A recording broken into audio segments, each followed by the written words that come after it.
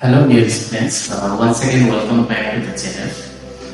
आज हम लोग ये डिस्कस करेंगे if tan a equal to 3/4 then sin square a plus cos square a divided by sec a is equal to. ये बहुत ही इंपॉर्टेंट क्वेश्चन है, ज्यादातर एग्जाम में ये सब क्वेश्चन देखने को मिलता है और हमें लगता है कि ये स्टूडेंट्स को काफी ज्यादा कंफ्यूज कर रहा है। तो आज हम लोग ये कंफ्यूजन दूर करेंगे। ये ट्रिगोनोमेट्री का बहुत ही इंपॉर्टेंट क्वेश्चन है। देखिए जो दिया है हम लोगों को पहले लिखना पड़ेगा। Solution given tan a equal to 3/4।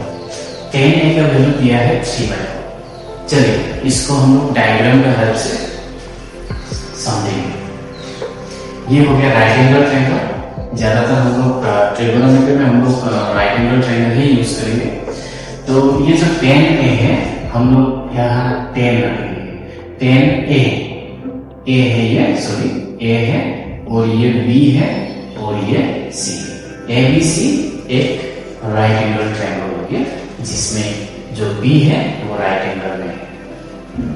ठीक है, तो 3/4 है। tan a equal to 3/4। अगर इसका रेशियो हम लोग ढूंढेंगे तो इसका रेशियो होगा परपेंडिकुलर, और ये परपेंडिकुलर है, ये बेस है और ये हाइपोटेन्यूज है। एक राइट एंगल ट्रायंगल में क्या होता है, परपेंडिकुलर होता है, बेस होता है और ये हाइपोटेन्यूज होता है। और इसका जो रेशियो है ये है perpendicular by base. Perpendicular by base. tan a is equal to perpendicular by base. Simply हम लोगों को वैल्यू पुट करना है। तो p का जगह में हम लोग लिखेंगे 3 और b का जगह में हम लोग लिखेंगे 4। इसका मतलब एक राइट एंगल ट्रायंगल में हम लोगों को दो साइड का वैल्यू मिला है। तो हम लोग का काम है, पहले वाला काम हम लोगों को करना पड़ेगा कि हाइपोटेन्यूज के वैल्यू हम लोगों को निकालना पड़ेगा। तो एक राइट एंगल ट्रायंगल में अगर दो साइड दिया जाएगा तो थर्ड साइड को इजीली हम लोग निकाल सकेंगे। कौन सा थ्योरम यूज करेंगे, हम लोग यूज करेंगे according to Pythagoras theorem. Pythagoras theorem. तो ये थ्योरम के मुताबिक हम लोग क्या लिखेंगे, hypotenuse square is equal to base square plus perpendicular square. तो जस्ट हम लोग को सिंपली वैल्यू पुट करना है। ये हाइपोटेन्यूज स्क्वायर एज का वैल्यू क्या रहेगा, एज का वैल्यू नहीं है, हम लोग को निकालना है। तो एज को हम लोग डिनोट कर रहे हैं एसी से। एसी राइट एंगल ट्रायंगल का एसी जो साइड है हाइपोटेन्यूज इक्वल टू बी का वैल्यू क्या होगा 4 स्क्वायर प्लस पी। परपेंडिकुलर जो है वो 3 है और ये उसमें भी स्क्वायर। तो इंप्लाइज साइन देंगे हम लोग। AC square equal to 4 square का मतलब 4 इंटू 4 को दो बार मल्टीप्लाई करेंगे। 4 इंटू 4 4 जा 16, 3 स्क्वायर मतलब 3 3 जा 9। तो सिंपली इसको ऐड कर रहे हैं। AC square equal to 16 plus 9 क्या होगा, 16 प्लस 9 होगा 25।